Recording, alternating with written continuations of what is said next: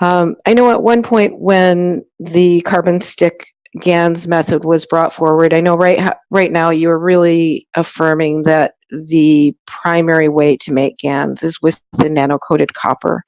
And I appreciate that. I honor that. I've always taught that. I also know that when the carbon stick method came out, I know ARhAyas brought that forward, and I will say about that method that I have really loved it. I loved the GANs that I've made, and it has seemed to do really good things. I know that you're wanting to make sure that everything is made in a very particular way so we get the proper results. And so I just wanted to know if you would maybe talk about that a little bit. I know there's been many people have asked, and I think it is a question that's kind of up right now. And I know that there may be a question about if there's, I understand that the carbon stick method is maybe not necessarily approved right at the moment. So I'm asking about. Let me yes, you. Please. Nothing is approved, nothing is disapproved. Okay. It's just we understand the difference. We got to understand the difference. Carbon is 12 and copper is 60. So it's a force of 5 to 1. Mm-hmm. So this is where it comes from. With the zinc and nano-coated copper, we create a magnetic field from the nucleus point of view. This is the difference. Mm. Where with a carbon, you create the atomic structure withdrawal, where in that position, the process is so rapid that you produce carbon, which you have to support it with the oxygen.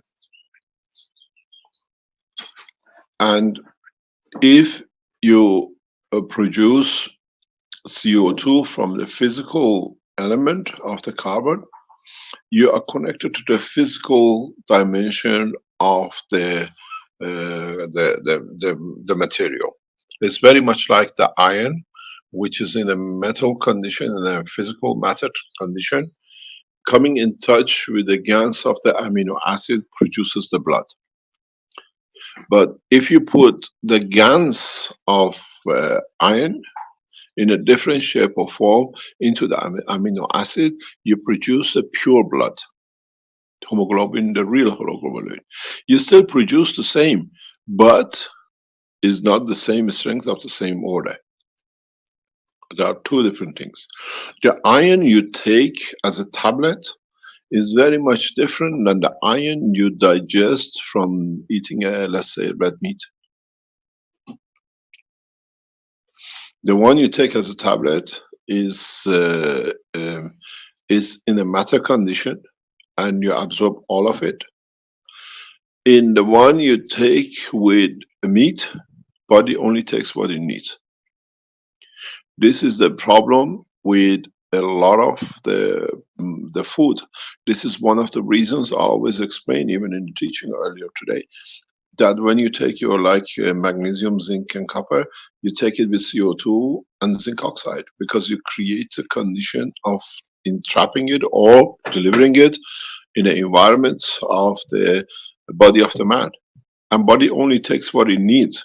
When you take a magnesium tablet, all of it goes into, because it's stronger, so it enforces itself. When you take your tablets, even like for potassium, calcium, magnesium and the rest, you take it in the environmental condition of the zinc and copper and CO2. It's a totally different process. Now you convert, you distribute it as an atomic molecular GANs level, where the others is different. The same thing is with the CO2 sticks. You have a huge massive force sitting at the copper, 5 times more, and you literally strip it out. It's just taking your clothes off yourself, or you're standing in a huge wind tunnel and getting everything stripped off you very fast. That's all it is. But the essence of the carbon you create in a zinc plate, magnesium, copper plate, is a GANs state magnetic field. It's totally different structure plasma. where with a copper stick you create a CO2. It's very fast, but it's not recommended as such for the use as a for the drinking. What do you call it? The plasma water.